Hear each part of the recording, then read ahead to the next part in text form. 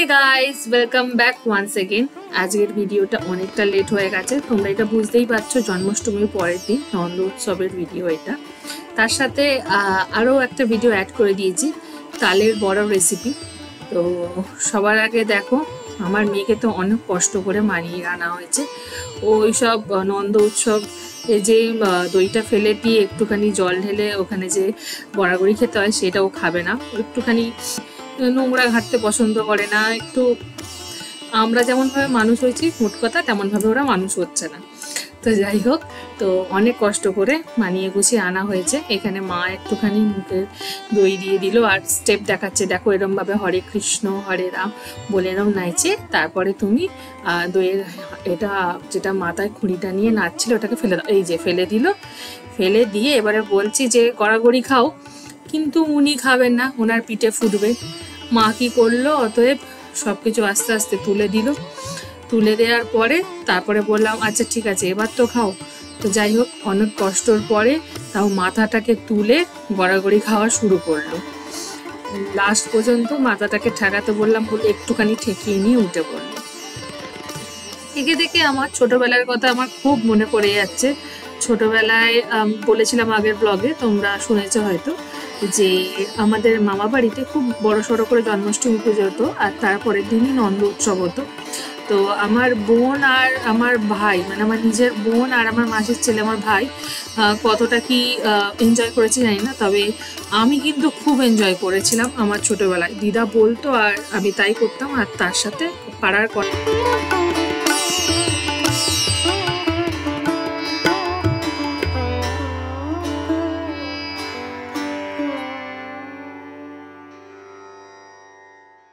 তোমাদের প্রথমেই বললাম যে তালের বড়ার রেসিপি দেখাবো। শুধু তালের বড়া নয়, তালের রুটিরও।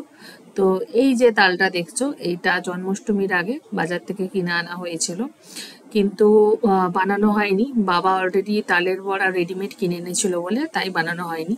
আর এই তালটা আমার ছোট মাসির বাড়ির গাছের তাল, আমরা গেছিলাম আর নিয়ে এলাম। তো এই দুটো তাল দিয়ে তালের রুটি আর তালের বড়া রেসিপি তোমাদের সাথে আজকে শেয়ার করব। চলো।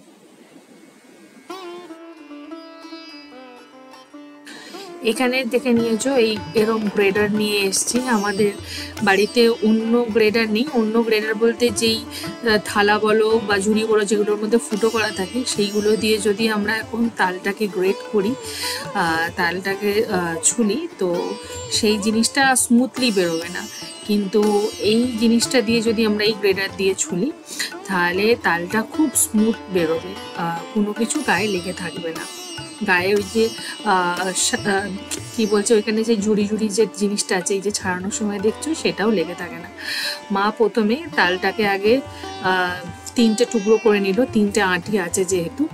তারপরেই গা থেকে এই খোলাগুলো ছাড়িয়ে নিচ্ছে।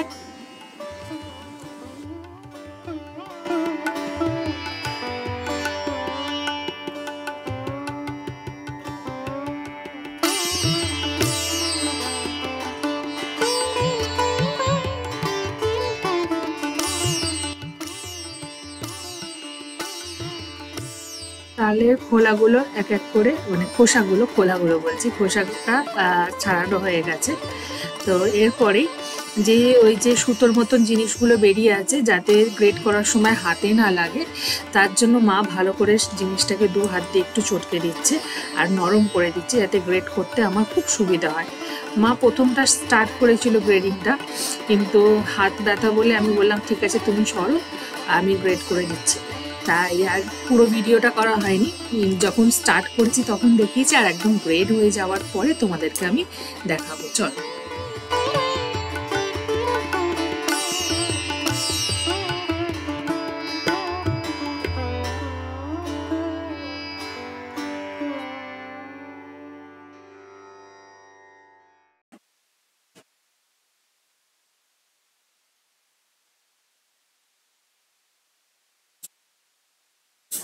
সো দেখো, আমার গ্রেড করা কমপ্লিট হয়ে গেছে। 2টো তাল মিলিয়ে ওইটুকানি হয়েছে।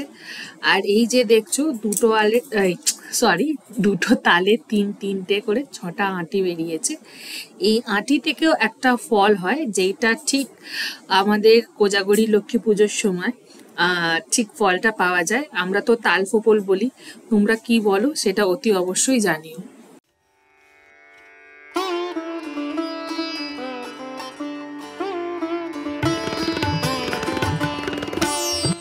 তো সবার আগে তালটাকে একটু জাল দিয়ে নিতে হবে, মানে একটু গরম করে নিতে হবে। কারণ হচ্ছে তালটা যদি গরম করে না রাখা হয় তাহলে তাল নষ্ট হয়ে যায়। তাই মা সবার আগে গ্যাসটাকে মিডিয়াম ফ্লেমে করে ভালো করে তালটাকে আগে গরম করে নিচ্ছে। একটু বাদেই দেখবে কেমন যখন কিছু জিনিস ফোটে কেমন ফুটফুট করে কেমন দেখতে পাবে তোমরা, ফুটছে। যাই হোক, আমার যদি উচ্চারণে ভুল হয়ে থাকে আই এম ভেরি সরি। তোমরা আশা করি বুঝতে পারছো। আর কালারটাও কিন্তু চেঞ্জ হয়েছে, তোমরা ক্যামেরার থ্রুতে দেখছো বলে আমি কি বুঝতে পারছি না, তবে কালারটাও কিন্তু অরেঞ্জিশ যখন হয়ে যাবে পুরো, তার মানে জিনিসটা ফুটে গেছে। তো চেষ্টা করবে যখন তালের বড়া বানাচ্ছ, যদি সকালে তাল চুলে বিকালবেলা তালের বড়া বানাও, অন্তত দুবার অন্তত ফুটিয়ে নিতে। যদি ফুটিয়ে না রাখো তাহলে তালটা কিন্তু নষ্ট হয়ে গেল। যাই হোক, যতক্ষণ তাল ফুটছে তোমাদের সাথে গল্পটা করে নিই। এই যে তাল ফোপলের ব্যাপারটা, সেটা আমার মা যখন দীপান্বিতা লক্ষ্মী পুজো হয়, মানে আমার বাপের বাড়িতে যখন দীপান্বিতা লক্ষ্মী পুজো হয়, কালী পুজোর সময় যে লক্ষ্মী পুজোটা হয়, তখন আমার মা এই ফলটা কাটে। আর আমার শ্বশুর বাড়িতে কোজাগরীর লক্ষ্মী পুজোর সময় এই ফলটা কাটা হয়। মেনলি যখন আমার ভাসুর থাকে তখনই আমাদের এই ফলটার কথা মনে পড়ে। আর না হলে আমরা সবাই এত পুজোর কাজে ব্যস্ত থাকি যে আমাদের এই ফলটা কাটার কথাই মনে থাকে না। ঠিক পুজোর শেষে আমার মাসি শাশুড়ির ঠিক মনে পড়ে, আরে ওই ফলটা কেটে দেওয়া হলো না। তো যাই হোক, গল্পটা করতে করতে দেখো মোটামুটি আমাদের তাল গরম হয়ে গেছে। এবার এটাকে আমরা সাইড করে রেখে দেবো।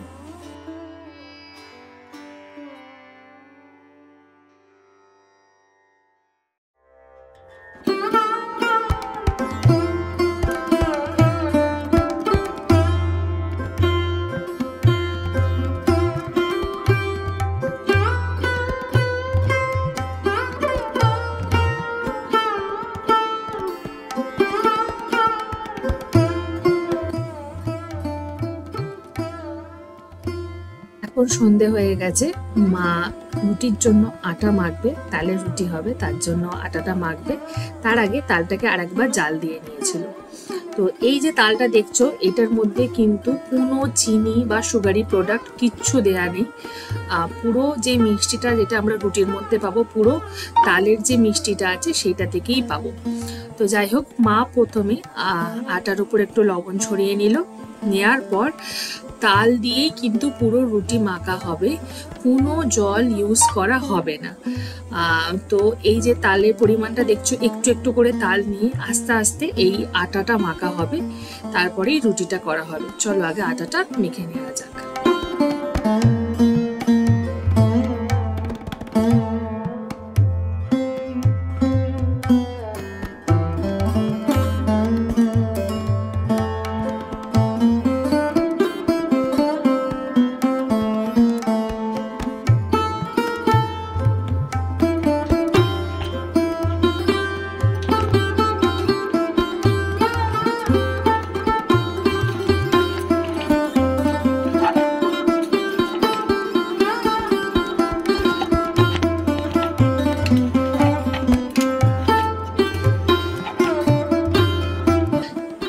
এই যে আমাদের আটাটা মাখা হয়ে গেছে, দেখো মা হাত দিয়ে দিয়ে ভালো করে টিপে দেখাচ্ছে যে কতটা নরম করতে হবে। যেমনভাবে রুটির জন্য আটা মাখা হয়, ঠিক তেমনভাবেই এই তালের রুটির জন্য আটাটা মাখা হয়েছে। এরপর মা নিচে কেটে নিল, এবার রুটি বেলবে।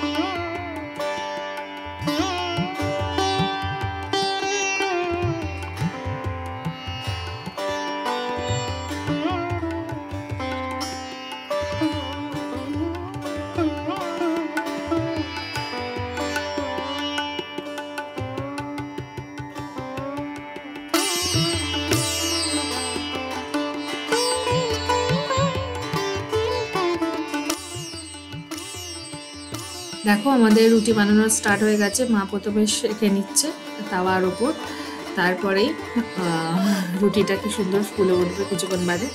আর রুটি এত সুন্দর হয়েছিল, আর খাওয়ার ভিডিও তোলা হয়নি। তো রুটিটা প্রচণ্ড নরম হয়েছিল আর খেতে এতটাই সুন্দর হয়েছিল। আমার মেয়ে কোনোদিনও ট্রাই করেনি, বা আমার মেয়ে কোনো জিনিস ফার্স্ট ট্রাই করতে গেলে বড্ড নাক কাটকায়। তো যাই হোক, ও খেয়ে বলেছিল এতটাই সুন্দর হয়েছে যে আমার মাকে শোনটাই বলে, তো দিদার জায়গায় শোনটাই বলে, তো শোনটাই কালকেও কিন্তু এরম রুটি আমার চাই।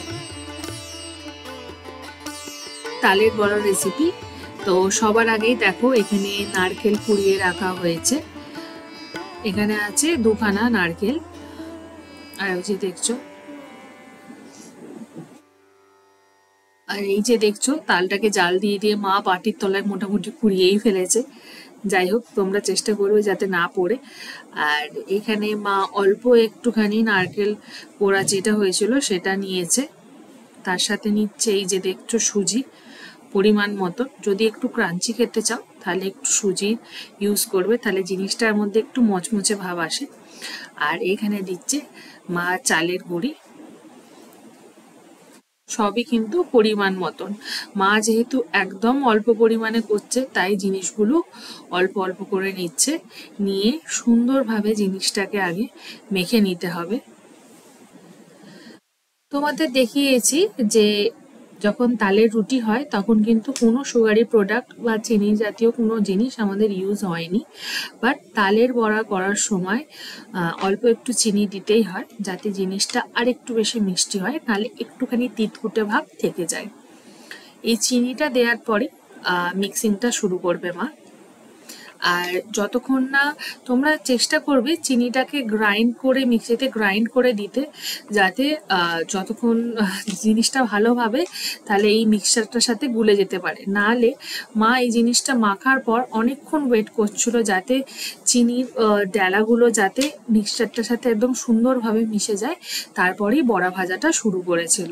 তো মোটামুটি এটা মিক্সিং করে রাখার মোটামুটি 20 মিনিট বাদে মা ভাজাটা শুরু করেছে। এই যে দেখো মিক্স হয়ে গেছে, তারপরেই কিন্তু মা রেখে দিয়েছিল সাইড করে 20 মিনিটের জন্য।